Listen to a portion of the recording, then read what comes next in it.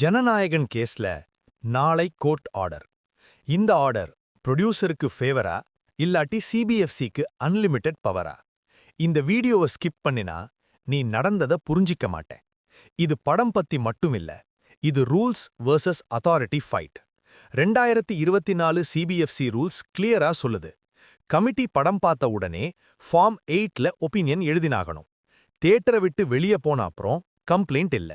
இந்த படம்ல 5 committee members எல்லாரும் யுனானிமஸா சொன்னாங்க, UA 16+, கட்ஸ் போட்டா போதும். ப்ரொடியூசர் அக்செப்ட் பண்ணார், கட்ஸ் போட்டார். டிசம்பர் 22 சிபிஎஃப்சி லெட்டர்ல என்ன இருக்கு தெரியுமா? த போர்ட் ஹாஸ் டிசைடட்னு.